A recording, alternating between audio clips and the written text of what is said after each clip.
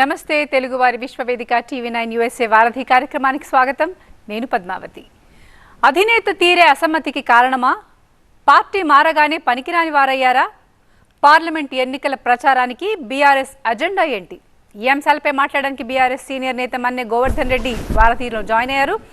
వారితో మాట్లాడాలనుకునే కాల్ చేసిన numbers 914023490015 914023490016. WhatsApp video call చేసిన నెంబర్ 8006036036. నమస్కారం అండి గోవర్ధన్ రెడ్డి గారు.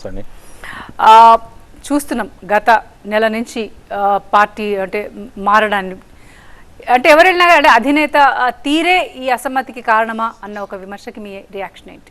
ఒకటే మేడం, గుర్తుపెట్టుకోండి, అధినేత తీరు అది కరెక్ట్ రీజనే కాదు. పోయేటప్పుడు ఎట్లా పోవాలనుకున్నవాడు కొంత బురద తల్లిపోవడానికే రీజన్. నిజంగా కూడా 10 సంవత్సరాల అధికారులు ఉన్నప్పుడు ఏ రోజు కూడా అధినేత తీరు బాగలేదని చెప్పిన సందర్భం ఎవరుందా? ఎవరు లేరు. అందరూ హ్యాపీగా గుర్రు. తెలంగాణ రాష్ట్రం, దేశం మొత్తం తెలంగాణ వైపు చూస్తుంది. కేసీఆర్ గారు అప్పుడు ముఖ్యమంత్రి గారు అభివృద్ధి రాష్ట్రాన్ని అభివృద్ధిలో ముందుకు తీసుకెళ్తుండు. సంక్షేమం కూడా చాలా బాగా నడుస్తుంది. గొప్పలు చెప్పిన వాళ్ళు ఇప్పుడు పార్టీ విడుతున్నారు. ఎందుకంటే రీజన్ ఒకటి, పార్టీ అధికారం పోయింది కాబట్టి, కాంగ్రెస్ పార్టీ అధికారంకి వచ్చింది కాబట్టి కాంగ్రెస్ పార్టీలో పోవడానికి ఒక రీజన్ ఇది.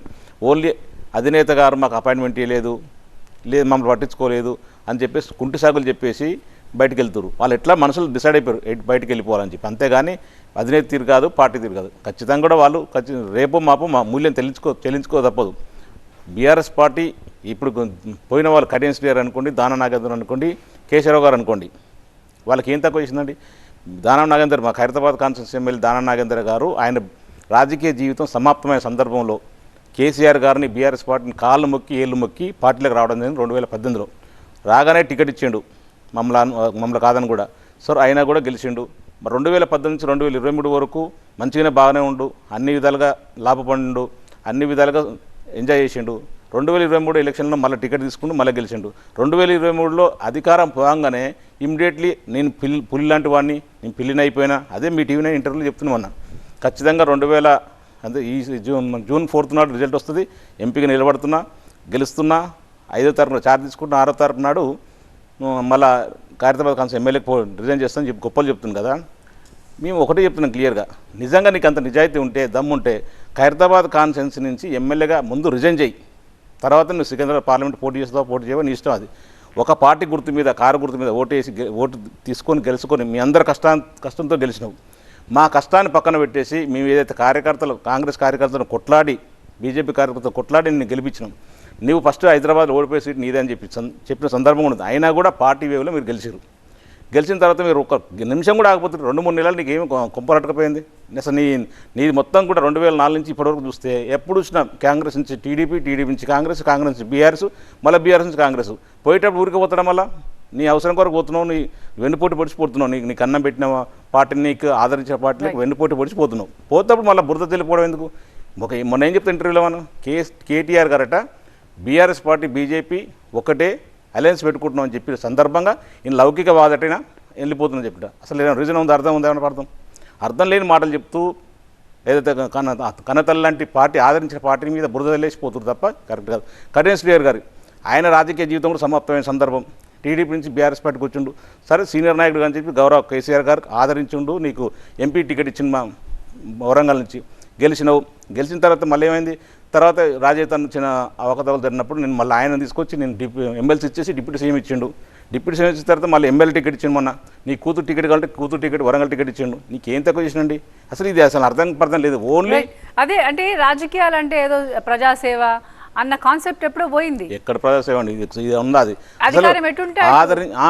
ఆదరించిన పార్టీలని, కన్నతల్లి లాంటి పార్టీలని, నిన్నైతే దగ్గర హక్కును చేర్చుకున్న పార్టీని వెన్నుపోటు పొడుస్తూ పోతూ నీ అవసరాల కొరకు, నీ ఓన్లీ నీ స్వలాభం కొరకు, లేదా కాన్స్టిట్యూన్సీ కొరకు, లేకపోతే తెలంగాణ ప్రజల కొరకు, లేకపోతే ఏదైనా దేశాన్ని రాష్ట్రాన్ని ఉద్ధరించడానికి మాత్రం కానే కాదు. ఓన్లీ స్వలాభం కొరకు నీకు అన్నం పెట్టిన పార్టీని, నీకు ఆదరించిన పార్టీని వెన్నుపోటు పొడుస్తూ పోతూ పలుమార్లు అసహ్యమైన మాటలు మాట్లాడుతూ బురద జల్లి పడుతూ పోతున్నారు. ఇందులో ఎవరు? కేశవరావు గారు గురించి. కేశవరావు గారు 2013లో కాంగ్రెస్ పార్టీ 30 సంవత్సరాలు 40 సంవత్సరాలు ఎంత ఉండి అన్ని CWC మెంబర్ నుంచి వివిధ రాష్ట్రాల ఇన్ఛార్జీలు చేసిండు. అందరినీ కాదని కూడా వచ్చి మళ్ళీ బీఆర్ఎస్కి వచ్చినావు. పార్టీ నీకు ఎక్కడ అన్యాయం చేసింది? నెంబర్ 2 ప్లేస్లో ఉన్నావు. సెక్రటరీ జనరల్ చేసిండు, నీకు 2 సార్లు రాజ్యసభ ఇచ్చిండు, మీ కొడుకు చైర్మన్ ఇచ్చిండు, మీ కూతురుకు రాగానే యూఎస్కెళ్ళి రాగానే కార్పొరేటర్ ఇచ్చిన 2 సార్లు, తర్వాత గ్రేటర్ హైదరాబాద్లో మేయర్ కూడా ఇచ్చడం జరిగింది. అసలు ఎక్కడ తక్కువ చేసిండు, మీకు ఏమన్యాయం జరిగింది? అధికారం బాగుంది. ఇప్పుడైనా కాంగ్రెస్లో పోటీ చనిపోతాను చెప్తుండు. చనిపోని కాదంటలేదు, ఎవరు వద్దంటలేదు, ఎవరు శాశ్వతంగా ఉండరు. కానీ అధికారం పోనప్పుడే, అధికారంలో ఉన్నప్పుడే నువ్వు కాంగ్రెస్ నాకు అన్నం పెట్టిన రాజకీయ లైఫ్ ఇచ్చిన పార్టీ నేను అందులో పోయి చనిపోతా లేదా అందులో ఉంటా అంటే ఒక అర్థం ఉంటుంది. ఏదైతే అధికారం బాగానే నీకు కనతల్లి లాంటి పార్టీ గర్వాపసి ఇవన్నీ కథలు చెప్పుకుంటూ పోతే ఎవరు నమ్ముతారండి? నీకు ఏ పార్టీ గౌరవ్ కేసీఆర్ గారు మీరు ఉద్యమంలో బాగా పార్టిసిపేట్ చేయకపోయినా సరే అన్ని విధాలు ఆదుకొని మీకు మంచి అవకాశం ఇస్తే మీరు ఇంత తనుకుంటూ పోవడం కరెక్ట్ కాదు. దానం నాగేంద్ర అయితే అసలు తెలంగాణ వ్యతిరేకి, బడుగు బలహీన వర్గాల్ని బీసీ విద్యార్థిని కొట్టిండు, అడ్వకేట్లను కొట్టిండు, కేసీఆర్ గారు ఫ్యామిలీ నానాబుద్ధులు తిట్టిండు. అయినా కూడా కేసీఆర్ గారిని మర్చిపోయేసి ఒక బీసీ నాయకుడు సీనియర్ నాయకుడు అని ఆదరించిండు. ఇప్పుడు ఏం చేస్తున్నారు మీరు? అసలు ఈ పోవడం అయితే స్వలాభం కొరకే తప్ప వేరే కానే కాదు ఇది. సరే, కేటీఆర్ గారు అన్నారు వెళ్ళినా అంటే వెళ్తేనే మాకేదో అంటే దులిపినట్టు అయింది పార్టీ అని. నిజంగా అది అడ్వాంటేజ్గా తీసుకుంటున్నా అంటే హౌ బీఆర్ఎస్ ఈజ్ ఫీలింగ్ అంటే అందరు వెళ్ళిపోయినాక అన్న ఇది ఉన్నదా లేకపోతే ఈజ్ ఇట్ ఓకే? పార్టీకి ఎలాంటి నష్టం లేదు. ఒకరిద్దరు పోయినంత మాత్రాన కేసీఆర్ గారు చెప్తున్నారు, కేటీ రామారావు గారు చెప్తున్నారు, హరీష్ రావు గారు చెప్తున్నారు. ఆకులు రాలే టైము, ఆకులు రాలిపోతుంటాయి, కొత్త ఆకు వస్తుంటుంది, కొత్త చిగురు వస్తుంటుంది. నాయకత్వాన్ని కొన్ని వందల మంది నాయకులు తయారు చేసిన పార్టీ అప్పుడు టీఆర్ఎస్ పార్టీ, ఉద్యమ పార్టీ కేసీఆర్ గారు. ఈరోజు ఒకరిద్దరు వెళ్ళిపోయినంత మాత్రం పార్టీకి ఎక్కడ వణుకుండదు, ఎక్కడ తేడా ఉండదు, ఎక్కడ భయపడాల్సిన అవసరం లేదు. దాదాపు 60 లక్షల మంది కార్యకర్తలను బలమున్న పార్టీ బీఆర్ఎస్ పార్టీ. ఆ పార్టీకి ఒకరిద్దరు పోతుంది. ఇట్లాంటి వాళ్ళు పార్టీకి కూడా తెలుసు ఎప్పటికైనా వీళ్ళు మోసమే అని చెప్పి. నాగేందర్ లాంటి వాళ్ళు ఎప్పటికైనా పార్టీకి మోసం చేస్తారని తెలుసు. ముందుగానే వెళ్ళిపోయారు. సంతోషం, మేమేం పెద్ద ఫీల్ కావట్లేదు. అట్లాంటి పోతేనే బెటర్ అనుకుంటున్నాం. ఎట్లాంటి వాళ్ళు ఉండి పార్టీలు ఉండి ఇబ్బందులు పడే కంటే బయటికి వెళ్ళిపోతే బెటర్ అనుకుంటున్నాం. మాకు ఏ పార్టీకి ఇచ్చే నష్టం ఏం లేదు. అంటే బీఆర్ఎస్ ఎప్పుడైతే అంటే నేషనల్ పార్టీ అవ్వాలన్న ఒక ఇదిలా టీఆర్ఎస్ పోయి బీఆర్ఎస్ అయింది కదా, అంటే అదేమన్నా కొంతమంది అది అట్లా ఫీల్ అవుతున్నారు. అంటే తెలంగాణ తీసేసాను కాబట్టి కొంచెం ఏమన్నా కాన్సెప్ట్ ఏమన్నా డైవర్ట్ అయిందా అన్నట్టుగా. అంటే ఇప్పుడు పార్టీలు మారే వాళ్ళకు టీఆర్ఎస్కి సంబంధం లేదండి. బీఆర్ఎస్కు టీఆర్ఎస్కు మాలాంటి ఉద్యమకారులకు ఫస్ట్ నుంచి 2001 నుంచి ఉన్న వాళ్ళకు కొంత తెలంగాణ నేటివిటీ పోయిందని కొంత ఫీల్ ఉన్నమాట వాస్తవమే. కానీ ముఖ్యమంత్రి గారు అంటే అప్పుడు ఉద్యమ నాయకుడు కేసీఆర్ గారు ఒక భారత రాష్ట్ర సమితి ఎందుకు పెట్టినంటే తెలంగాణ రాష్ట్రం ఏదైతే భారతదేశంలో 29 రాష్ట్రాల్లో నెంబర్ 1 రాష్ట్రంగా తీర్చిదిద్దిండో సంక్షేమంలో కానీ డెవలప్మెంట్లో కానీ ఇదే తీరుగా భారతదేశం కూడా ఇట్లా చేస్తే బాగుంటుందని చిన్న కాన్సెప్ట్తోని మంచిగా ప్రయత్నం చేసిండు. దాని తప్పేం కాదు. ఎట్లా అంటే ఇప్పుడు భారత రాష్ట్రం తెలంగాణ నేటివిటీ, తెలంగాణకు మాకు బేసు, తెలంగాణ లేనిది పార్టీ లేదు, తెలంగాణ లేనిది నాయకత్వం లేదు. తెలంగాణ బేసు, తెలంగాణ ప్రజలే మనకు బాసులు, తెలంగాణ ప్రజలు ఎట్లా చెప్తే అటు వింటారు. అంతే తప్ప భారత రాష్ట్రం అంత మాత్రాన తెలంగాణ రాష్ట్ర ప్రజల్ని విస్మరించడం కాదు. అట్లాంటివి ఏం లేదండి. రైట్. అంటే వచ్చిన కొత్తలో అంటే ఒక ఫ్యామిలీలోనే 4గురికి పదవులు అన్న విమర్శ కూడా బీఆర్ఎస్ మీద ఉండే. కానీ ఇప్పటికీ అంటే నిజంగా కింది క్యాడర్ వాళ్ళు కార్యకర్తలు కానీ లేకపోతే డౌన్ ఎవరైతే జెండాలు మోస్తున్నారో వాళ్ళందరికీ అంటే బీఆర్ఎస్ ఎట్లాంటి అంటే సముచితంగా లేకపోతే భరోసా కైండ్ ఆఫ్ ఇస్తుందని అనుకోవచ్చు. ఈ సిచ్యువేషన్లో వాళ్ళంతా మీతో ఉండాలి కాబట్టి. కొంతమంది గిట్టని వాళ్ళు ఒకటే కుటుంబంలో 3 పోస్టులు 4 పోస్టులు అంటారు. కానీ ఈరోజు ఆ రోజు ఉద్యమం చేసేటప్పుడు కేటీఆర్ గారు ఒక్కరన్నా మరి మీ నాన్నగారు ఉద్యమం చేస్తున్నారు, మరి నువ్వెందుకు రావాల్సిన అవసరం ఉందని ఎవరన్నారా? అందరం కూడా అప్పుడు రోజు ఉద్యమం చేస్తున్నప్పుడు లేకపోతే పోలీసు లాఠీ చార్జీలు తింటున్నప్పుడు కేసులు పెట్టుకునేటప్పుడు రైల్వేల పట్టాలను ఇబ్బంది పెట్టేటప్పుడు రైల్వే కేసులు కూడా అయినాయి చాలా సందర్భం. మరి ఆ రోజు ఎవరేమనలేదు కదా. మేము ఒక ఇంట్లో ఒకరు ఉద్యమం చేయాలి, మీతో రావద్దని చెప్పలేదు. ఆ రోజు కవిత గారు పనికొచ్చారు, జాగ్రత్త చేసి కేటీఆర్ పనికొచ్చారు, హరీష్ రావు పనికొచ్చారు, అందరూ పనికొచ్చారు. ఆ రోజు ఎవరేమనలేదు. పదవిలోకి వచ్చే మాత్రం ఇట్లా అనడం కరెక్ట్ కాదు. పదవి అంటే ఏది చేయకుండా ఉద్యమంలో భాగస్వాములు కాకుండా పదవి ఆశించి పదవి తీసుకున్నట్టే మనం కూడా కొంచెం అనాల్సిన అవసరం ఉంటుంది. అన్నం కూడా ఒక ఉపయోగం ఉంటుంది. ఆ రోజు ఎవరేమనలేదు. కానీ ఇప్పుడు మాత్రం చాలా మాట్లాడుతున్నారు. ఇప్పుడు కాంగ్రెస్ పార్టీ ఏదైతే ఆ రోజు ఊకదంపుడు పని అసలు ఇచ్చి ఒకే కుటుంబం కల్వకుట్ల కుటుంబం బాగుపడదని చెప్పిన సందర్భంలో కూడా ఈరోజు కాంగ్రెస్ పార్టీలు చేస్తుంది. ఉత్తమ్ కుమార్ రెడ్డి 2 పోస్టులు, కోమటిరెడ్డి కంటే 2 పోస్టులు, మన గడ్డ వెంకటస్వామి గారికి 3 పోస్టులు.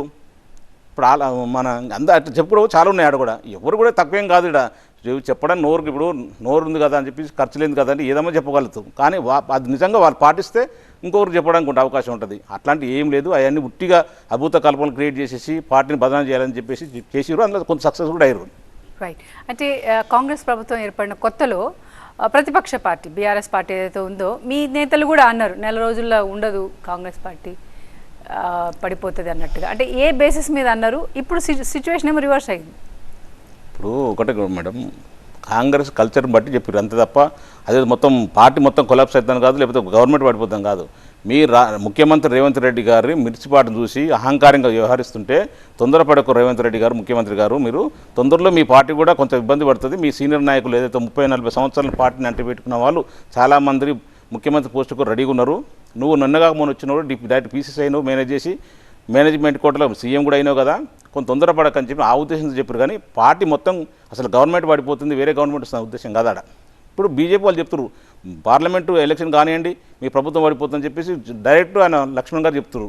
వాళ్ళని ఏమన్నారు, మేము ఏదో మాట వరుసకు ఒక మాట అంటే దాన్ని పట్టుకొని ఎందుకు పడుతుందని చెప్పి పేగులు మెడకేసుకుంటా మీ అంతు చూస్తా నా కొడుకల్లారా ఇష్టం సారం మాట్లాడుతుంది ముఖ్యమంత్రి గారు రేవంత్ రెడ్డి గారు.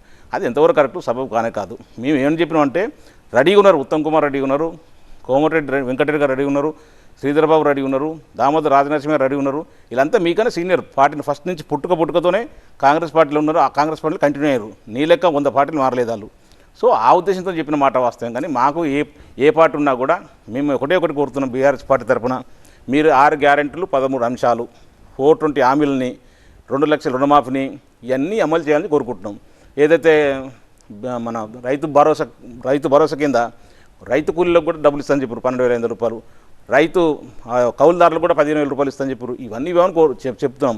ఊరికే అమలు కాని హామీలను ఎంతో ఇచ్చి ప్రజల్ని మోసం చేసి ఈరోజు అధికారులకు వచ్చారు. అధికారకు వచ్చిన తర్వాత 100 రోజులలో తెలంగాణ రాష్ట్రంలో ఎలాంటి పరిస్థితి ఉందో మీ టీవీ నైన్ కూడా తెలుసు, మాకు తెలుసు. మన రోజు కళ్ళ ముందు చూస్తున్నాం సోషల్ మీడియాలో. కరెంట్ ఉండదు, వాటర్ ఉండదు, పింఛన్ టైం రాదు, రైతులకు పండిన పంటని 500 రూపాయలు బోనస్ పెట్టి కొంటున్నావు, అది చేయవు. డిసెంబర్ 9న 2 లక్షల రుణమాఫీ చేస్తా, మీ ఎమ్మడే తెచ్చుకోండి. కేసీఆర్ గారు రుణమాఫీ చేసిన 1 లక్ష రూపాయలు రుణమాఫీ చేసింది కదా, మీరు 2 లక్షలు తెచ్చుకొని డిసెంబర్ 9 నాడు ఇందిరమ్మ ప్రభుత్వం వస్తుంది, ముఖ్యమంత్రి రేవంత్ రెడ్డి గారు ఉంటారు, 2 లక్షల రుణమాఫీ చేస్తానని చెప్పి డేట్తో సహా డిక్లేర్ చేసిండు. డిసెంబర్ 9 పోయింది, మార్చి 9 పోయింది, ఏప్రిల్ 9 కూడా వస్తుంది. ఇంకో 4 రోజులు అయితే ఏప్రిల్ 9 కూడా వస్తుంది. దాని మీద ఊసు లేదు. 2 లక్షల రుణమాఫీ, 2 లక్షల ఉద్యోగాలు అన్నాడు, జనవరిలో జాబ్ క్యాలెండర్ ఇస్తున్నారు, దాని మీద ఊసు లేదు. 6 గ్యారెంటీల మీద 13 అంశాలు ఏది లేదు. ఏదో ఉచిత బస్సు అని ఫ్రీ చెప్పేసి టైంపాస్ చేస్తున్నావు.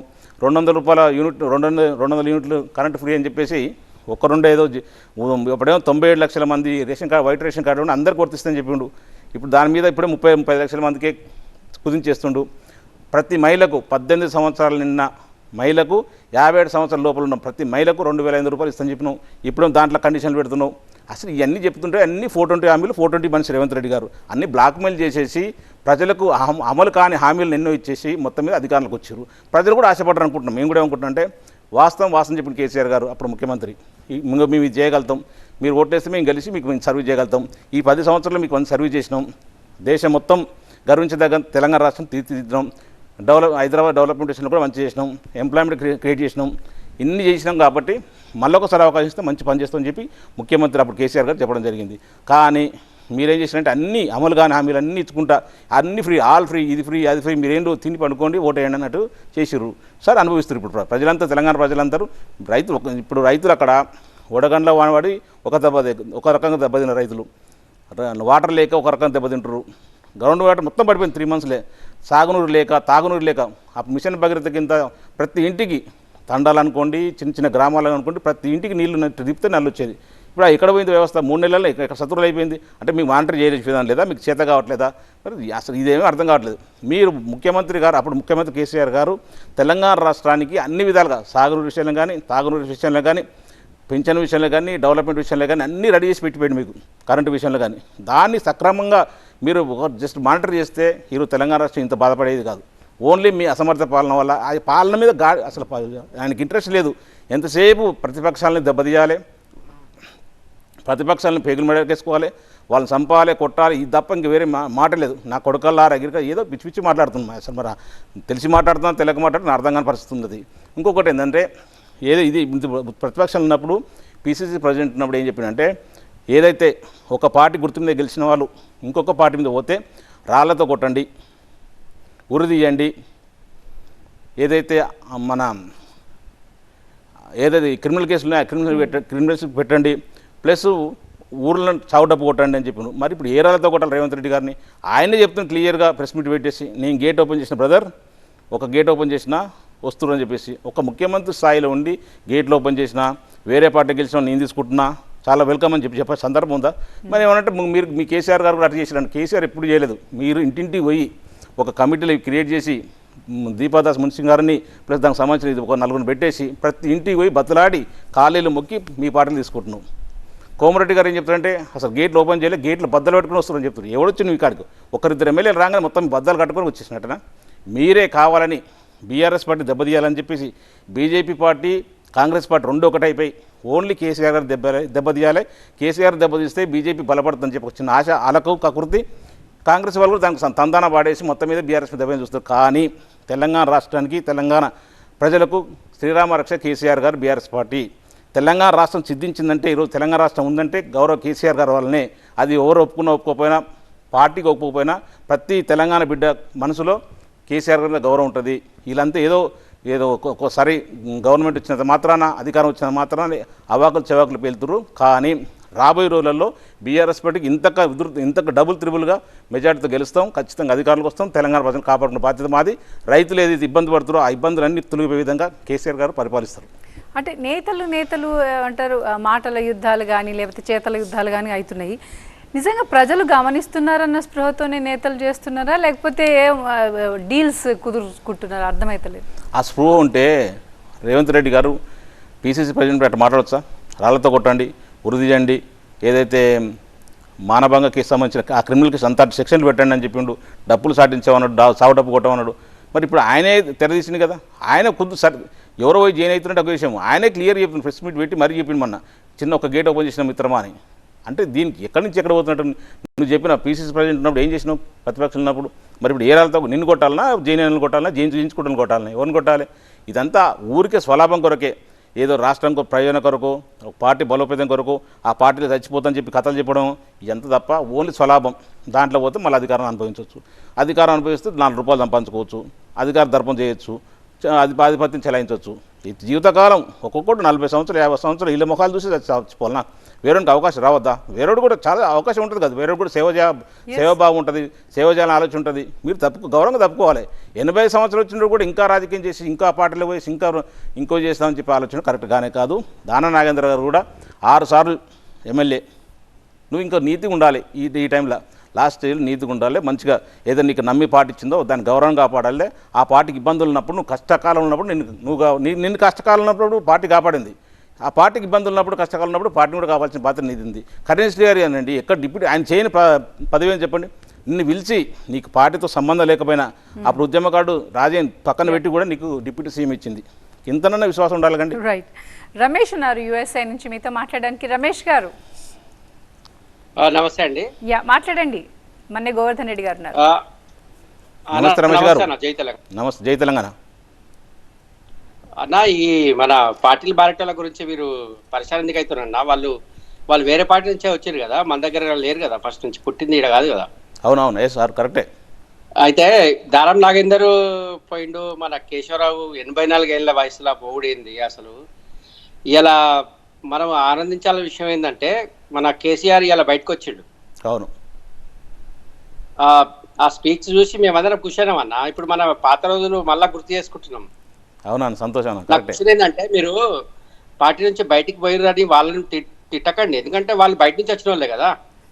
తిట్టడం కాదండి, కష్టకాలంలో ఇట్లా చేయడం కరెక్ట్ కాదండి. జర కొద్ది రోజులు 6 సంవత్సరం కూడా ఆగలే కదా ఉండే కదా అన్న. ఇప్పుడు ఇంత ముందు వాళ్ళకు కూడా కష్టకాలం ఉన్నప్పుడు వీళ్ళు వచ్చారు కదా, మనం తీసుకున్నాం కదా. అవును, మరి అట్లాంటప్పుడు ఈ కేశవరావు నమ్ముడు ఎందుకు? ఆయన కాంగ్రెస్ లో ఫస్ట్ నుంచి ఉన్నాడు. దారం నాగేందర్ గెలిచినాక నెక్స్ట్ డే పార్టీ చేంజ్ అయ్యి మళ్ళా ఓడిపోయాడు. ఇట్లాంటి వాళ్ళందరినీ మనం నమ్మినాం కదా ఫస్ట్. అట్లాంటప్పుడు మనము ఇంకోళ్ళని నించే బదులు పోతే చెత్త పోతుంది అనుకోండి, ఏమున్నది? ఇప్పుడు అట్లే ఫీల్ అవుతున్నాం, పడేస్తాం కదా. పోయినందుకు ఫీల్ కావట్లేదు.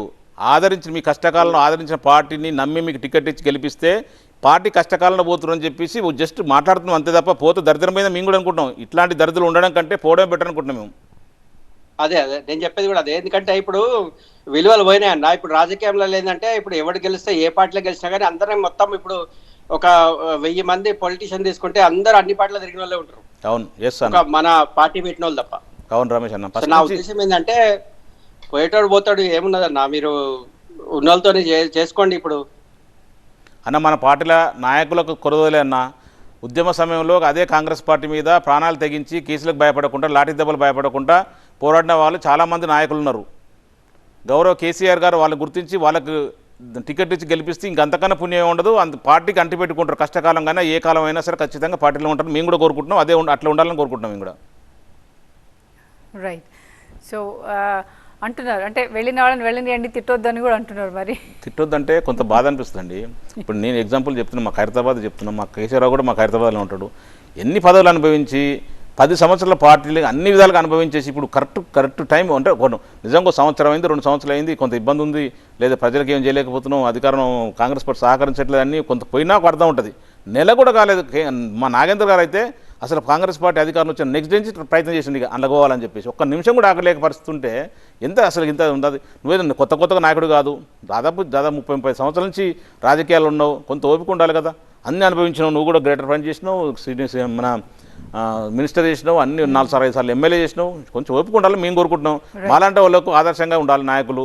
రేపు పొద్దున ఏ పార్టీ ఇప్పుడు ఏ నాయకుడు ఏ పార్టీలో అర్థం కాని పరిస్థితి అయిపోతుంది. పొద్దున ఒక పార్టీ, మధ్యాహ్నం ఒక, సాయంత్రం ఒక పార్టీ అయిపోయింది. అట్లా ఉండొద్దని చెప్తున్నాం. రైట్. మహేష్ గారు కాలిఫోర్నియా నుంచి మీతో మాట్లాడడానికి. మహేష్ గారు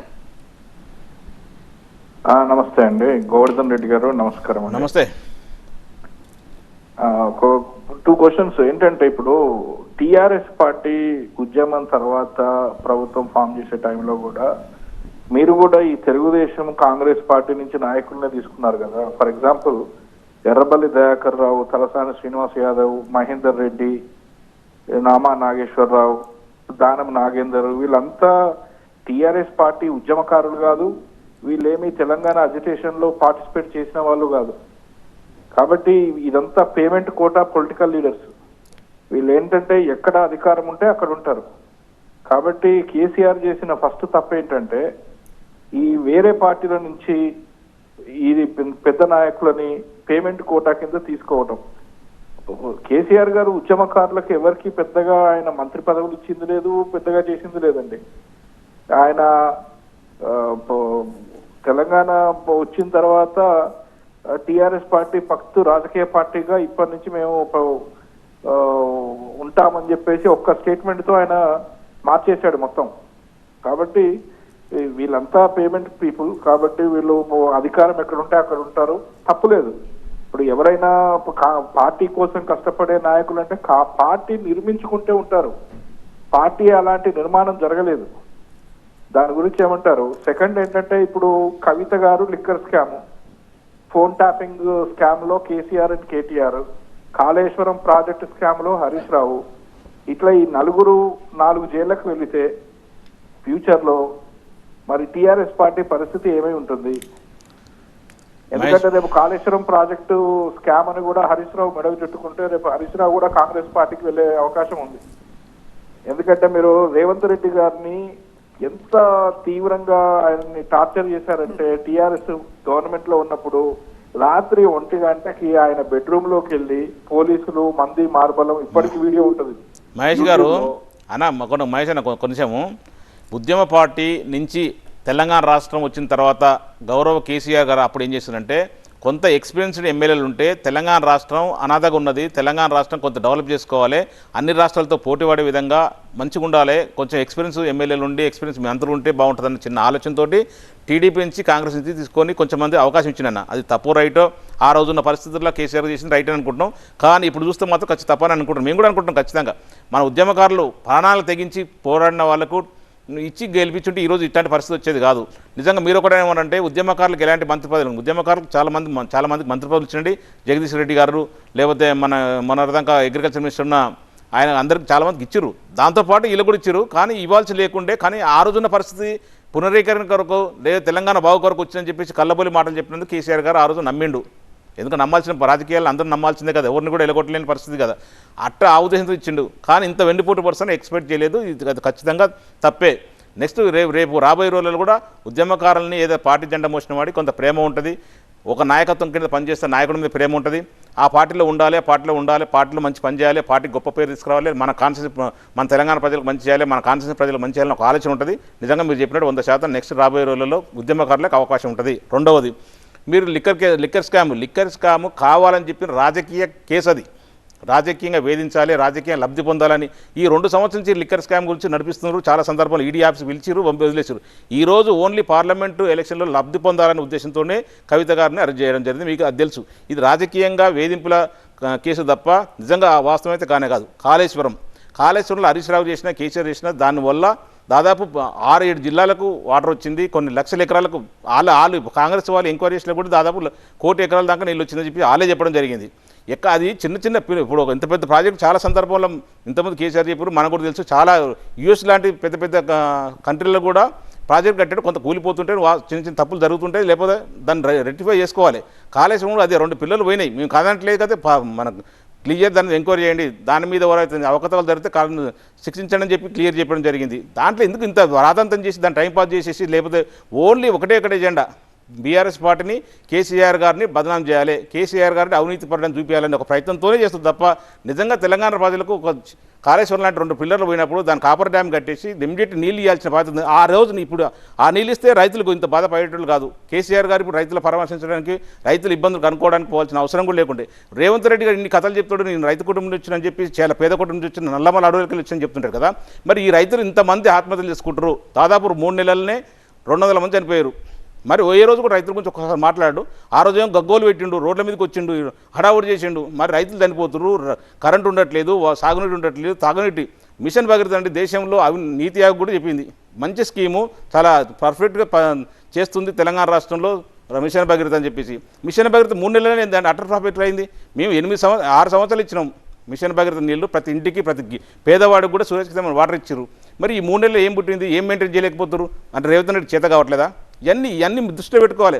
సరే, మేము చిన్న పొరపాటు జరిగినంత మాత్రం ప్రజలు మమ్మల్ని శిక్షించారు, ప్రతిపక్ష హోదాలు కూర్చోబెట్టరు.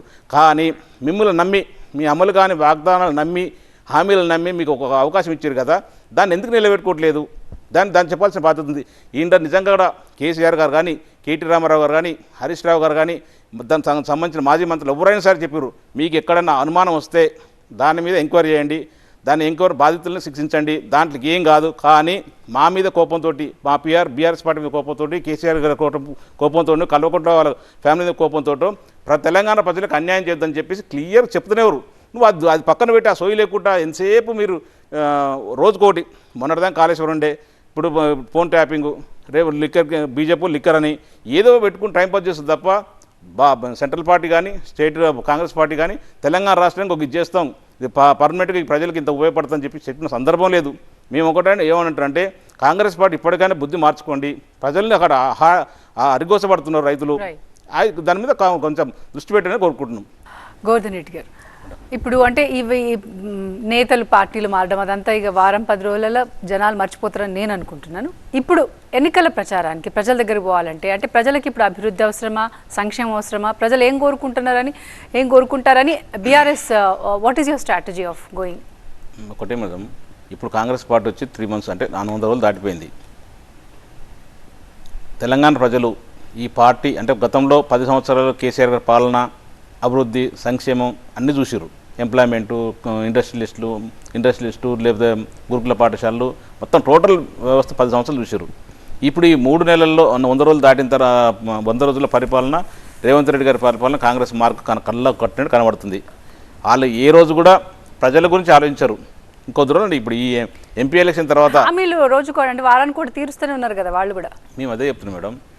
ఆర్టీసీ ఉచిత బస్సు ప్రయాణం పెట్టారు, దానికి ఇంతవరకు ₹1 కట్టిన పరిస్థితి లేదు గవర్నమెంట్ నుంచి. ఏదో అది ఆల్రెడీ ఉన్న సంస్థని ఫ్రీ తిరిగని చెప్పేసి 0 టికెట్ కొట్టారు కదా ఇంతమంది మహిళలకు. ఆ 0 టికెట్ ఎన్ని వచ్చినాయి ఇప్పటివరకు, ఎంత ఖర్చు పెట్టారు, ప్రభుత్వం తరపున ఎంత ఆర్టీసీకి ఎంత అమౌంట్ ఇచ్చిన చెప్పాల్సిన బాధ్యత ఉందా? ఇప్పుడు అది ఒకటే కాదు, హామీలో 3 హామీలు ఉన్నాయి. అందులో మహిళ ఏది ₹2,500 ఇస్తాను చెప్పారు. అసలు మెయిన్ బేస్ అది ₹2,500 ప్రతి మహిళకు, 18 సంవత్సరాల పైబడిన ప్రతి మహిళకు, 57 సంవత్సరాల లోపల ఉన్న వాళ్ళు ప్రతి మహిళకి ఇస్తాను చెప్పారు.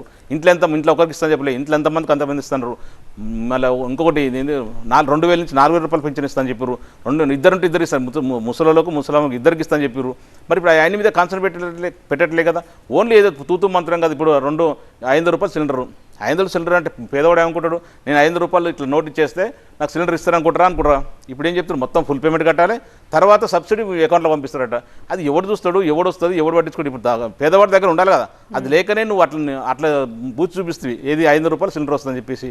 మళ్ళీ ఉంటేనే మొత్తం టోటల్ పేమెంట్ కట్టేసి అంటారు, నువ్వు రిటర్న్ ఇస్తా అంటున్నావు. అది ఎంతవరకు కరెక్ట్? 200 యూనిట్లు అన్నావు, 200 యూనిట్లు ఒక ఇంటి ఓనర్కి ఉంటేనే ఇస్తారట. ఇంటి ఓనర్ కాకుండా పేదవాడు రెంట్కుంటాడు, అది ఇంకా ఇంటి ఓనర్ కంటే పేదవాడే కాదా? అతనికి ఎందుకు ఇయ్యరు? అతను రేషన్ కార్డు లింక్ పెడతావు. అసలు నీకు ఎవరు ఇప్పుడు నీకు ఇంట్లో కిరాయికి ఉంటుంటే పేదవాడు ఉంటాడు ఇంటి కిరాయికి, వాడు 200 ఇంట్లో వస్తున్నారో లేదు ఇంపార్టెంట్. నీకు ఆ క్రైటీరియా పక్కన పెట్టేసి నీకు ఎంతసేపు రేషన్ కార్డు ఉండాలి, అవి ఏదో పెట్టి కండిషన్ పెట్టి చేస్తున్నావు కదా. కాలర్ ఉన్నారు, మన కాలర్ తీసుకుని మళ్ళీ డిస్కషన్కి వెళ్దాం. Naresh from Florida. నరేష్ గారు నమస్కారం అండి. ఇది కేసీఆర్ కూడా బయటకు వచ్చేసేసి అన్నారండి, ఇదివరకు కూడా అన్నారు, నన్ను ప్రతిపక్షం పంపిస్తే నేను ఇంట్లో కూర్చుంటాను అన్నారు. ఎప్పుడు బయటకు వస్తాడా, ఎప్పుడు మాట్లాడతాడా అని చూస్తూ ఉంటే మేము మొన్న బయటకు వచ్చేసి మాట్లాడితే ఇప్పుడు ప్రతి కాలర్ అన్నట్టు మళ్ళీ కేసీఆర్ టీఆర్ఎస్ ఫ్యామిలీకి టీఆర్ఎస్ కి కొంచెం ఊపు వచ్చింది అన్నట్టు అనిపించింది. ఎందుకంటే అటువంటి మాట్లాడడం మళ్ళీ చూసాం కాబట్టి. బట్ మీరు ఇదివరకు పార్టీ సభ పెట్టినా కానీ కొంచెము గ్రాండ్ గా చేసేది, మొన్న పెట్టిన సభ చూస్తే మాత్రము కొంచెము మరీ వీక్ అనిపించింది. ఏదో కొత్త పార్టీ కదా, అది ఏదో కొత్త పార్టీ పెట్టినట్టు అనిపించింది. మరీ గ్రాండ్ గా లేకుండా ఏదో వెనకాల గులాబీ కట్టెను పెట్టేసేది. బట్ నేననేది ఏంటి అని అంటే, ఇప్పుడు మీరు కూడా కాంగ్రెస్ తోటి ఫ్యామిలీ తోటి పోయి ఫోటోలు దిగిరండి. కేసీఆర్ ఫ్యామిలీ పోయి కాంగ్రెస్ తోటి వాళ్ళ సోనియా గాంధీ తోటి ఫ్యామిలీ తోటి దిగినరు. అంత తెలంగాణ వచ్చిన నెక్స్ట్ డేనే కదా మేము కాంగ్రెస్ తోటి అలయన్స్ లో ఉండట్లేదు అని కాంగ్రెస్ నుంచి తీసేసి మీరే గవర్నమెంట్ ఫామ్ చేసిండ్రు. 2 టర్మ్స్ మీరు చేసిండ్రు. ఈ 2 టర్మ్స్ లో కూడా మీడియా మీద ఎంత TV9 కానీ ABN కానీ చాలా మీడియా ఛానళ్ళ మీద కూడా మీరు చాలా వరకు చేసిండ్రు. అర్ధరాత్రి అరెస్టులు కానీ అది చేయడం జరిగింది. మళ్ళీ 2 bedroom హౌసెస్ అని అన్నారు, 2 bedroom హౌసెస్ లేదు, ఇది లేదు, ఏది మన అది కూడా ఇవ్వలేదు. ఈ ఎలక్టోరల్ బాండ్స్ కూడా వచ్చినాయి కదండి, దాని గురించి ఎందుకు చెప్పట్లేదు? మీరు యశోద హాస్పిటల్ నుంచి మళ్ళీ మేఘా దగ్గర నుంచి మీరు ఎందుకు తీసుకున్నారు ఎలక్టోరల్ బాండ్స్? వాళ్ళకు మళ్ళీ ఆంధ్ర వాళ్ళకు మీరు కాళేశ్వరం ప్రాజెక్ట్ ఇచ్చారు, మీరు వచ్చిందే ఆంధ్ర వాళ్ళ పరిపాలన ఉండొద్దు అని. మళ్ళీ ఆంధ్ర వాళ్ళకు ప్రాజెక్ట్ ఇచ్చి 2 పిల్లర్లు కుంగిపోయాయి, మళ్ళీ మీకు 160 crores ఏమో ఎలక్టోరల్ బాండ్స్ వచ్చి మీరు బాగానే ఉన్నారు. అటు కాళేశ్వరం కుంగిపోయింది, ఈ ఎలక్టోరల్ బాండ్స్ తోటి మరి ఏమైనా చేస్తున్నా అంటే అది లేదు, మరి ఏమైనా ప్రభుత్వ పథకాలు మంచిగా ఇస్తున్నా అంటే అది లేదు. రైతు బంధు అని అంటారు, అది వానికి 40 ఎకరాలు ఉన్నా 100 ఎకరాలు ఉన్నా రైతు బంధు ఇస్తుండ్రు. మళ్ళీ ఇప్పుడు మరి మీరన్నా కేసీఆర్ ఫ్యామిలీ అన్నా మరి మంచిగా జీతం తీసుకొని ఉన్నదా అన్నట్టే మీ ఆస్తులు ఎన్ని పెరిగినాయి అన్నా చూడండి. కేసీఆర్ ఫ్యామిలీ ఆస్తులు, మీరు కూడా ఒక మెంబర్ కాబట్టి ఒకసారి ఎలక్షన్ అఫిడవిట్ తీసి కేసీఆర్ ఫ్యామిలీ అఫిడవిట్ ఎంత ఆస్తులు పెరిగినాయన్నా దానికి ఒకసారి చెప్పండి. అసలు కేసీఆర్ ఫ్యామిలీ ఆస్తులు ఎందుకు పెరిగినాయన్నది ఒకసారి చెప్పండి. అండ్ ఎలక్టోరల్ బాండ్స్ కూడా ఎందుకు తీసుకున్నారు ఆంధ్ర వాళ్ళ దగ్గర నుంచి, మీరు తీసుకోవాల్సిన అవసరం ఉందో కూడా ఒకసారి చెప్పండి. ఎలక్టోరల్ బాండ్స్ అనేది ప్రతి పార్టీకి ప్రతి కాంట్రాక్టర్లు వ్యాపారస్తులు ఇస్తుంటారు. బీజేపీ పార్టీకి వచ్చినాయి, కాంగ్రెస్ పార్టీకి వచ్చినాయి, అన్ని ఆల్ పార్టీలకు వచ్చినాయి. అందులో ఎవరికి ఎక్కువ వచ్చింది ఎవరికి ఎక్కువ వచ్చింది అంటే ఒక్కొక్కసారి పార్టీ అధికారులను బట్టి వస్తుంటుంది. ఇంట్లో ఎవరు కాళేశ్వరం ప్రాజెక్ట్ చెప్తుండ్రు, కాళేశ్వరం ఆంధ్ర వాళ్ళకి అనేది అది ఓపెన్ టెండర్ అండి. అది ఆంధ్ర వాళ్ళు చేస్తారు, ఇంటర్నేషనల్ కూడా నువ్వు కూడా వచ్చి ప్రాజెక్ట్ చేస్తుంది నీకు అర్హత ఉంటే నీకు, అంతే తప్ప ఆంధ్ర వాళ్ళు చేసారు లేకపోతే వీళ్ళు చేసారు వాళ్ళు చేసిన కారణానికి లేదు. ఇప్పుడు ఇంతమందికి ఏదో చిన్న 200 కోట్లు 50 కోట్లు అంటే సరే, అది కూడా ఓపెన్ అయింది. ఇప్పుడు చిన్న GHMCలో కూడా 1 2 కోట్లు కూడా ఆన్లైన్లో వచ్చేసింది. వాళ్ళు వర్తున్న వాళ్ళు టెండర్ వేస్తారు, టెండర్లో ఎవరికి తక్కువ వేస్తారు వాళ్ళకి ఇచ్చేస్తుంటారు. ఇప్పుడు కూడా మళ్ళీ ఆంధ్ర వాళ్ళు ఆదని చెప్పి కరెక్ట్గానే కాదు. ఒకటి ఇంకోటి కాళేశ్వరం ప్రాజెక్టు విషయంలో రైతు బంధు విషయాలు ముఖ్యంగా చెప్తున్నారు. రైతు బంధు 40 ఎకరాలు 30 ఎకరాలు కేసీఆర్ గతంలో చెప్పిండు, అసెంబ్లీ సాక్షి చెప్పిండు, ఈ మధ్యకాలం కూడా చెప్తుండు. గతంలో తెలంగాణ రాష్ట్రంలో 50 40 ఎకరాలు 30 ఎకరాలు ఉన్న రైతు కూడా హైదరాబాద్కి వచ్చి వాచ్మెన్ పని చేసిండు, ఆటో నడిపిండు. వారికి 50 30 ఎకరాలు పేరుకి 30 ఎకరాలు 40 ఎకరాలు ఉన్న పేరున్నా కూడా అతను ఇంత పంట పండే పరిస్థితి లేదు. ఒక్కొక్క ఆయన భూములలో దాదాపు 10 నుంచి 20 బోర్లు వేసిన సందర్భం ఉందా, నీళ్ళు చుక్క లేకుండే అప్పుల పాలైపోయిండు, పుస్తకాలు అమ్ముకున్నాడు, పశువులను అమ్ముకున్నాడు, వచ్చి ఈడ వాచ్మెన్ పనిచేసారు, ఆటో నడుపుకుంటున్నారు. అట్లాంటి వాడిని కొద్ది రోజుల వరకు మన తెలంగాణ రాష్ట్రం అంటే రైతు ఒక నిలదొక్కునే వరకు ఇద్దామన్న మంచి ఆలోచనతో చేసిండు. మీ లెక్క చిన్న చూపు ఆలోచన చేయలేదు. ఆయన వ్యవసాయ కుటుంబం నుంచి వచ్చింది కాబట్టి రైతు కష్టాలు తెలిసిన వ్యక్తి కాబట్టి 40 ఎకరాలున్నా 30 ఎకరాలున్నా 50 ఎకరాలున్నా కూడా రైతు బాధలో ఉన్నాడు. ఒక రైతు ఆడ ఉన్న ఊర్లో పెద్ద యజమాని భూస్వామి వీడికి వచ్చే వరకు ఆటో నడుపుకుంటున్నాడు, లేకపోతే వాచ్యం పనిచేస్తున్నాడు. అట్లాంటి ఆదుకోవాలి, రైతు నిలదొక్కోవాలి, రైతు రాజుగా చేయాలని చెప్పి మంచి ఉద్దేశంతో చేస్తున్నారు. దాన్ని కూడా ఈ కాంగ్రెస్ వాళ్ళు లేదు బీజేపీ వాళ్ళు సంబంధించిన వాళ్ళు క్రిటిసైజ్ చేసి మాట్లాడడం కరెక్ట్గానే కాదు. ఒక రైతుని మనం కాపాడుకుందాం. రైతుకి ఎందుకు ఇస్తున్నారంటే ఒకరైనా రాళ్ళు రప్పలు పాపానికి ఉన్నది కొంత తెలంగాణ ప్రాంతం అంతా రాళ్ళు రప్పలు ఉంటాయి. అందరూ సాపు భూమి దొరకదు కదా, వారికి ఏదో ప్రభుత్వం తరఫున కొంత ఉపాధి సహాయం అందుతుంది. దానివల్ల కొంత పనులు తెచ్చుకుంటాడు, వ్యవసాయ పనిముట్లు తెచ్చుకుంటాడు, కూలీలు తెచ్చుకుంటాడు, చేసుకోవడానికి అవకాశం ఇస్తుంది కూడా. ఈ భారతదేశంలో ఎవరు ఇవ్వలేదు. ఒక కేసీఆర్ గారికి, ఒక ముఖ్యమంత్రి గారికి, అప్పుడు ముఖ్యమంత్రి గారికి మంచి ఆలోచన వచ్చింది. మన అందరం వెల్కమ్ చెప్దాం. కొద్ది రోజులు నిలదొక్కున్న తర్వాత రైతు బాగుపడిన తర్వాత నిజంగా మీరు చెప్పినవి కట్ చేద్దాం. రాళ్ళ రప్పలకు కానీ లేకపోతే 30-40 ఎకరాల ఉన్న వాటికి కట్ చేద్దాం. ఇప్పుడు కాంగ్రెస్ పార్టీ ఏం చేస్తుందండి, 3 ఎకరాలకు 5 ఎకరాల స్లాబ్ అంటారు, 10 ఎకరాల స్లాబ్ అంటారు. ఇప్పుడు 2-3 ఎకరాలు ₹1 ఎక్కువైపోతుంది. రైతుకి ఎప్పుడు కించపరిచి మాట్లాడవద్దు. మన ఊరికే నోరు ఉంది కదా, కొంత తెలిసింది కదా అని చెప్పేసి రైతుని తక్కువ చేసి మాట్లాడదు. రైతుకి ఎంత సాయం చేసినా తక్కువనే. ఎంత సాయం చేసింది, నేను కూడా రైతు కుటుంబం నుంచి, నాకు రేవంత్ రెడ్డి రైతు కుటుంబం నుంచి, కేసీఆర్ రైతు కుటుంబం నుంచి, ఆల్మోస్ట్ మన భారతదేశం 70-75% రైతు కుటుంబం నుంచి వచ్చిన వాళ్ళు ఉంటారు. రైతుని తక్కువ ఆయనకెందుకు ఇవ్వాలి, ఈయనకెందుకు మాట్లాడడం కరెక్ట్గానే కాదు. ఒకటి సోనియా గాంధీ గారిని కాళ్ళు మొక్కిరు, లేదా ఫోటోలు దిగిరు, ఇవన్నీ ఉత్త పదాలు మాట్లాడుతారు కదా. ఆ రోజు తెలంగాణ రాష్ట్రంలో సబ్బండ వర్గ ప్రజలందరూ కూడా 3-3.5 కోట్ల ప్రజలందరూ కూడా రోడ్డు మీదకి వచ్చేసి తెలంగాణ కావాలని కొట్లాడారు. దానికి ఇక్కడ 1200 మంది మన విద్యార్థులు ఆత్మహత్య చేసుకున్న సందర్భం ప్రజలందరూ ఏకతాటి మీదకి వచ్చారు. వచ్చినప్పుడు ఇవ్వాల్సిన పరిస్థితి క్రియేట్ అయింది. తెలంగాణ ప్రాంతంలో కాంగ్రెస్ నాయకులు కానీ ఎమ్మెల్యేలు కానీ ఎంపీలు తిరగలేని పరిస్థితి. అప్పుడు గమనించి సోనియా గాంధీ గారు అప్పుడు కంపల్సరీ ఆమె గవర్నమెంట్ని కూడా ఆమె ఇవ్వాల్సిందే. ఆమె స్పెషల్ ఇంట్లోకి తీసుకొచ్చేయలేదు, ఇట్లకెళ్ళి ఇచ్చేయలేదు. అప్పుడు ప్రభుత్వం మీరు ఉంటారు కాబట్టి సోనియా గాంధీ మెయిన్ కాబట్టి పిలిచి ఇచ్చిర్రు. దాన్ని కట్టసిగా పోయి ఫోటో దిగినంత మాత్రానికి ఏమైతే చెప్పండి, రాజకీయ పార్టీ కదా. దాన్ని కూడా తప్పుడు ఎదుకోవడం కరెక్ట్ కాదు. అధికారం ఆస్తుల గురించి చెప్తుండ్రు. రేవంత్ రెడ్డి గారు ఎవరండి? రేవంత్ రెడ్డి గారు చాలా మినిమం పెయింటర్. ఆయన చెప్తుంటారు చాలా పేద కుటుంబం నుంచి వచ్చిన, పెయింటర్ నుంచి పనిచేసిన, కష్టపడి పని చేసిండు. ఇప్పుడు 1000 కోట్లు లెక్క వచ్చి నేను ప్రతి మనిషి సంపాదిస్తుంటారు, ఆస్తులు కష్టాలు ఉంటుంటాయి. అంతే తప్ప తెలంగాణ రాష్ట్రంలో సంపాదించాలని అనుకోవడం కరెక్ట్ కానే కాదు. కార్యక్రమాలను ఇప్పుడు మీరు కూడా రైతు, నాకు తెలిసినంతవరకు ఇతను కూడా రైతు కుటుంబం నుంచి వచ్చి ఉంటాడు. ఈయన యూఎస్ పోయిండు, ఈయన కూడా కోట్ల రూపాయలు సంపాదించుకుంటాడు. ఇప్పుడు అందరూ నేను కూడా అడగవచ్చు, నీకు ఎక్కడి నుంచి వచ్చిన పైసలు అంటే ఎట్లా చెప్పండి. అది ఇదంతా ఉట్టిగా బట్టగాల్చి మీద తప్ప బీఆర్ఎస్ పార్టీ ఏదైనా సరే ఏదో రకంగా కేసీఆర్ గారిని పార్టీని బదనాం చేయాలనే ఉద్దేశం తప్ప ఇంకంత కట్టకి ఏమీ లేదండి. రైట్, అదే మనం ఇందాక మాట్లాడుకున్నట్టుగా కాల్ వచ్చింది కాబట్టి కాల్ తీసుకుందాం. What is the strategy of going for this parliament elections? మేము అదే చెప్తున్నాం అండి. గత 10 సంవత్సరాల డెవలప్మెంటు, 10 సంవత్సరాలలో తెలంగాణ రాష్ట్రానికి కరెంటు విషయంలో కానీ, సాగునీరు విషయంలో కానీ, తాగునీరు విషయంలో కానీ, ఎంప్లాయ్మెంట్ విషయంలో కానీ 1,60,000 మంది ఎంప్లాయ్మెంటు. మొన్న ఈ కాంగ్రెస్ ప్రభుత్వం వచ్చి 30,000 మందికి అపాయింట్మెంట్ లెటర్ ఇచ్చింది కదా. ఆ ఉద్యోగాలతో కలిపి దాదాపు 2 లక్షల ఉద్యోగాలు, గవర్నమెంట్ ఉద్యోగాలు ఇచ్చినాం. దాదాపు ఇప్పుడు నిన్న వచ్చినట్టు దాదాపు 22,000 లక్షల మందికి ఐటీలో కానీ ఇండస్ట్రీలో కానీ ఎంప్లాయ్మెంట్ క్రియేట్ చేసిన ప్రభుత్వం మనది అప్పుడు కేసీఆర్ గారు. డెవలప్మెంట్ విషయంలో భారతదేశం మొత్తం ఉన్న రాష్ట్రాల్లో తెలంగాణ వైపు చూసేటట్టు చేసింది కేసీఆర్ గారు, కేటీ రామారావు గారు. వెల్ఫేర్ భారతదేశంలో ఏ ముఖ్యమంత్రి చేయని విధంగా వెల్ఫేర్ చేయడం జరిగింది. అన్ని అన్ని పథకాలు క్రియేట్ చేసింది. ఒక పేదమ్మాయి అంటే తప్పను, పేదమ్మాయి పెళ్లి చేసుకోవడానికి ఎంత కష్టపడడం మీకు తెలుసు. తెలంగాణ ప్రాంతంలో అసలు ఆడపిల్ల పుడితే అమ్ముకునే పరిస్థితులు ఉండే. అట్లాంటి అమ్మాయి పెరిగి పెద్ద అయిపోయి అమ్మాయి పెళ్లి చేయాలంటే నానా కష్టాలు ఉండేటివి. అట్లాంటి ₹1,00,000 ఇచ్చి ఒక తండ్రిలాగా ఒక మేనమావలాగా ఆదుకున్నాడు. ఎవరైనా అడిగిరా? ఎవరు కేసీఆర్ కిట్ ఇచ్చిండు? ఎవరైనా అడిగిరా? ఎవరు అడగలేదు. ₹2,000 ₹150 పెంచి ₹200 పింఛన్ని దాదాపు ₹2,000 పింఛన్ తీసుకుపోయిండు. ఎవరైనా అడిగిరా? ఇట్లా సంక్షేమ పథకాలు భారతదేశంలో ఏ ముఖ్యమంత్రికి లేని ఆలోచన, ఏ ప్రజలు అడగలేదు, ఎవరు అడగలేదు ఆయన్ని.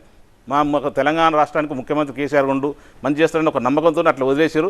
ముఖ్యమంత్రి గారే ప్రతి నిమిషం తెలంగాణ ప్రజల కొరకు ఆలోచించి కొట్లాడి, లేదా ఆయనకు మంచి వచ్చిన ఆలోచన ప్రకారం అన్నిటి ఇంప్లిమెంట్ చేసిన రైతు బంధు, రైతు భరోసా. అసలు ఈ ఎవరికైనా ఆలోచన వచ్చిందే రైతు బీమా అంటే ఒక గుంట ఉన్నవాడికి కూడా రైతు బీమా వర్తించి అది ప్రీమియం మొత్తం ప్రభుత్వమే కట్టేది. రైతు ఒక గుంట ఉన్నవాడు ఏదైనా అనివార్య కారణం చనిపోయినా, మామూలు చనిపోయినా, యాక్సిడెంట్ చనిపోయినా, లేకపోతే ఏదైనా పాయిజన్ చనిపోయినా కూడా ₹5 లక్షల వితిన్ 1 వీక్లో వచ్చేటట్టు ప్రభుత్వం చేసింది. అప్పుడు గతంలో ఒక రైతు చనిపోతే సాగు ఖర్చులకు కూడా చందాలు వేసుకుని తీసుకున్న సందర్భం మనకు. అట్లా రైతు కుటుంబం ఆదుకుంటూ అసలు ఈ మంచి పనులు ఏం కనబడాయి. ఎంతసేపు కలవకుంట ఫ్యామిలీ ఫామ్ హౌజు, లేకపోతే ఇంత సంపాదించిండు, అవినీతి చేసిండు, నిరాధారమైన ఆరోపణలు చేయొద్దు. ఆధారం ఉంటే చూపించండి. వ్యవసాయ కుటుంబం ఉంటే కూడా తప్ప. వ్యవసాయం అంటే ఆయనకి ఇష్టం, పోతాడు వ్యవసాయ క్షేత్రంలో ఉంటాడు, ఆ ఒడ్లు మిరపకాయలు అవి అంటే పని చూసుకుంటాడు. తప్పేముంది చెప్పండి. ఇక్కడ వెల్ఫేర్ ఆగిందా, డెవలప్మెంట్ ఆగిందా, ఎవరిని ఇబ్బంది పెట్టిండా, ప్రజలను ఇబ్బంది పెట్టిండా? మీ లెక్క బ్లాక్మెయిల్ చేయట్లే కదా. రేవంత్ రెడ్డి ఎంత బ్లాక్మెయిల్ చేస్తుండు? కన్స్ట్రక్షన్ ఇబ్బంది పెడుతుండు, డెవలప్ చేసే వాళ్ళు ఇబ్బంది పెడుతుండు, కస్టమర్లు ఇబ్బంది పెడుతుండు, అందరు ఇబ్బందులే కదా. మా ప్రభుత్వం అంటే కేసీఆర్ గారి ప్రధాన ప్రభుత్వం ఎక్కడ ఎవరు ఇబ్బంది పెట్టలేదు. అంటే ఏమంటారు, 10 ఎగ్జాంపుల్ చెప్తున్నాం. రామరాజ్యం ఎట్లుండనో కేసీఆర్ ప్రభుత్వంలో రామరాజ్యం లేక అందరు సుభిక్షంగా ఉండేది ప్రజలు. ఈరోజు 100 రోజులని హరిగోస పడుతున్నారు. ఒక్కసారి ముఖ్యమంత్రి కళ్ళు తెరుచుకొని ముఖ్యమంత్రి హోదాను పక్కన పెట్టేసి ఒక్కసారి వాస్తవ పరిస్థితులకు వెళ్తే తెలంగాణ ప్రజలు ఊర్లలో ఎంత ఇబ్బంది పడుతారో, తాగునీరు కానీ సాగునీరు కానీ కరెంటు విషయంలో కానీ మీరు చేసిన పిచ్చి పనుల వాళ్ళు కానీ చాలా ఇబ్బంది పడుతారు.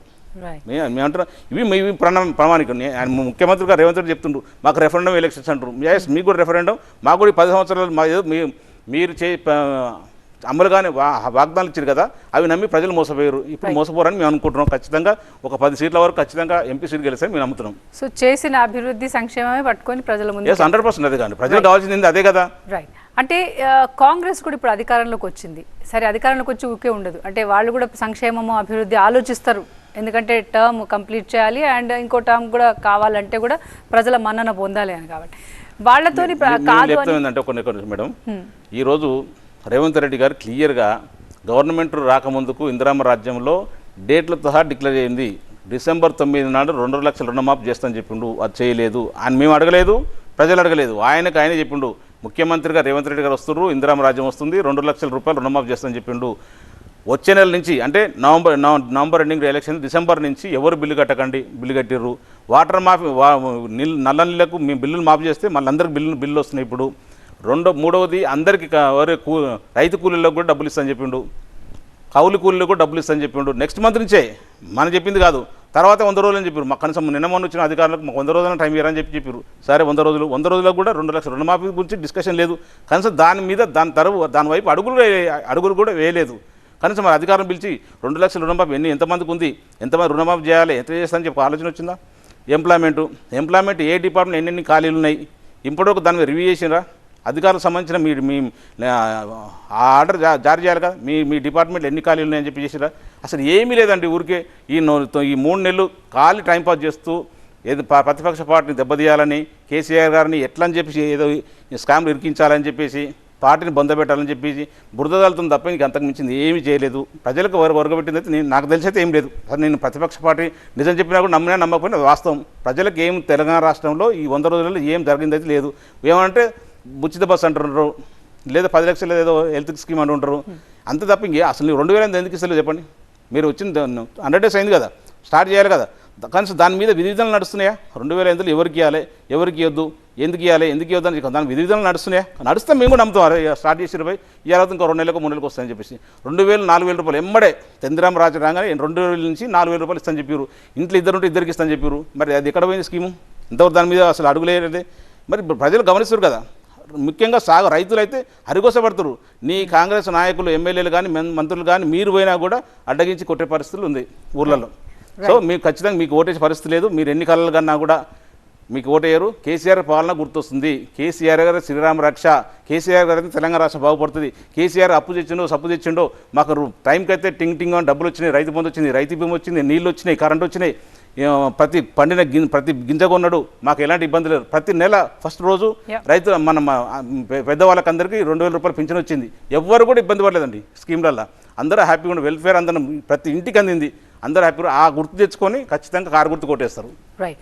సో అభ్యర్థుల కసరత్తు పూర్తయినట్టేనా, లేకపోతే అంటే ఇంకా ఇప్పుడున్న వేవ్ని కొంచెం చల్లారినాక మళ్ళీ అభ్యర్థి రేపు 2 డేస్లో ఒక వరంగల్ అభ్యర్థిని అనౌన్స్ చేస్తాడు అంతే. ఆల్మోస్ట్ అన్నీ అయిపోయినాయి కదా అంటే ఇంక్లూడింగ్ హైదరాబాద్ క్యాండిడేట్ కూడా డిక్లేర్ చేయడం జరిగింది. ప్రస్తుత కాలంలో అంటే ఒక నెంబర్ ఇస్తాం కదా, లక్ష్యాన్ని అట్లా పెట్టుకొని దాని పరంగా వెళ్తుంటాం. సో కాన్ఫిడెంట్గా ఎన్ని గెలుపు స్థానాలు మేము ఖచ్చితంగా 9 నుంచి 10 100% గెలుస్తాయని నమ్ముతున్నాం. కేసీఆర్ గారు పాలన గుర్తు తెచ్చుకున్న తర్వాత మనం అడగాల్సిన అవసరం లేదు. అంత ప్రజలు ఎంత చైతన్యంగా ఆలోచిస్తారు.